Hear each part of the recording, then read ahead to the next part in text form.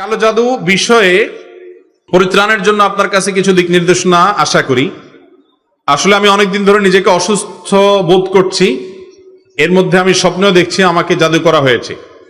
স্বপ্নের মধ্যে জানানো হয়েছে নির্দিষ্ট স্থান থেকে জাদুর উপকরণটি তুলে ফেলতে। আর বিষয় সম্বন্ধে আপনার কাছে কিছু নির্দেশনা আশা করি। ভাইরা আমার, আমাদের দেশে একটা মহামারী চলছে এবং এই মহামারীটা শহরে গ্রামে সর্বত্র, শহরে আরো বেশি। সেটা হলো ঘরে ঘরে জনে জনে এখন জাদুগ্রস্ত মানুষ এবং জিনের, দুষ্ট জিনের প্রভাবে প্রভাবিত অসুস্থ মানুষ। এই মানুষগুলোর সংখ্যা এত বেশি বেড়েছে যে কল্পনা করাও যায় না। শহরে বিশেষ করে বিভিন্ন জায়গায় এবং কি সোশ্যাল মিডিয়াতে আপনারা দেখবেন তান্ত্রিক, কবিরাজ, অমুক তমুক এই সমস্ত অ্যাডভার্টাইজ এখন মোড়ে মোড়ে, পিলারে পিলারে, বিভিন্ন জায়গায় জায়গায়।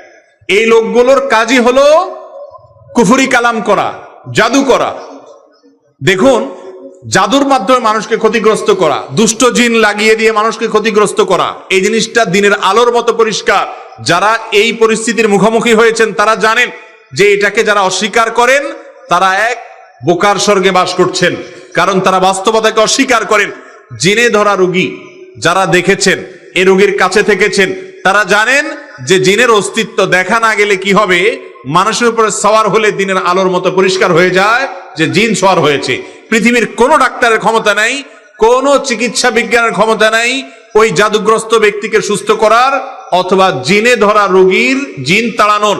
কোরআনে কারীমের অলৌকিকতা, কোরআনের প্রতি ঈমান আনার জন্য একটা পয়েন্ট যথেষ্ট। আমি সবসময় বলি, আল্লাহর প্রতি ঈমান আনার জন্য একটা পয়েন্ট যথেষ্ট।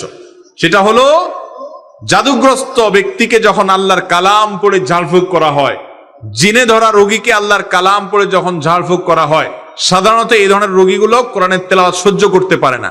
আমি এর আগেও বিভিন্ন সময় বলেছি যে আমি এমন রোগী দেখেছি কোরআন তেলাওয়াত এবং আজান শুনলে তার শরীর বাঁকা হয়ে যায়, পা এরকম বাঁকা হয়ে যায়, একবারে ধনুকের মতো বাঁকা হয়ে যায়, এরকম ভয়াবহ অবস্থা। এবং কোরআন তেলাওয়াত শুনলে পাগলের মতো হয়ে যায়, টিকতে পারে না, অস্থির হয়ে যায়। এরকম রোগী আজকাল ঘরে ঘরে। এর অন্যতম প্রধান কারণ হলো যে এই যে জাদু মন্ত্র এবং কুফরি কালাম করা মানুষগুলো ছড়ায় গেছে সমাজে।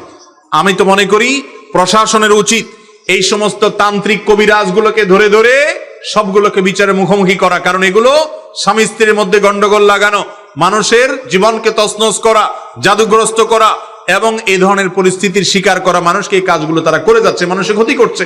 এটা এক ধরনের ক্রাইম, এটা এক ধরনের অপরাধ, সাধারণ কোনো অপরাধ না। ইসলামের শরিয়াত দৃষ্টিকোণ দিয়ে এই ধরনের অপরাধীদেরকে ইসলামী আদালত মৃত্যুদণ্ড দেওয়ার কথা বলেছেন নবী করিম সাল্লাল্লাহু আলাইহি ওয়াসাল্লাম। এই জন্য জাদুগ্রস্ত কোনো মানুষ যদি জাদুগ্রস্ত হন, কোরআন তেলাওয়াত শুনলে তিনি সহ্য করতে পারেন না।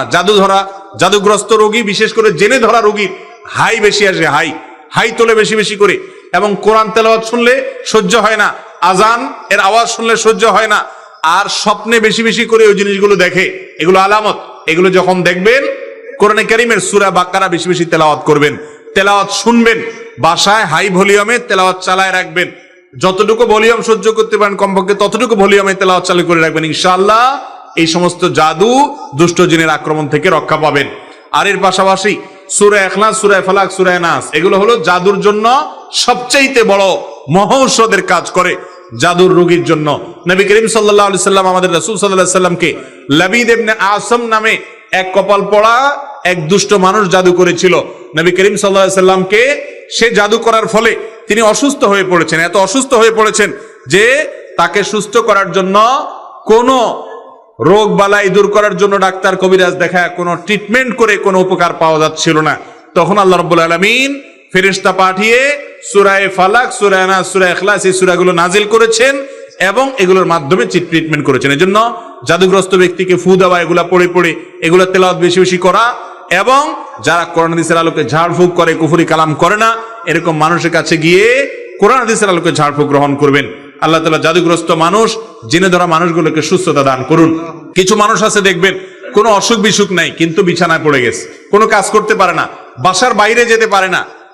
ডাক্তাররা সাধারণত দেখে বলে দেয় মানসিক রোগী। হ্যাঁ, অনেকে মানসিক রোগী আছেন, সেটা যেমন সত্য, তবে এই টাইপের রোগী বেশিরভাগ ক্ষেত্রে জাদুগ্রস্ত বা জিনে ধরা রোগী। এই বাস্তবতা আমার সামনে একটি নয়, বহু কেস দেখার সুযোগ হয়েছে। কোনো রোগ ধরা পড়ে না, ডায়াগনোসিস হয় না, কিন্তু লোকটা শেষ হয়ে যাচ্ছে আস্তে আস্তে।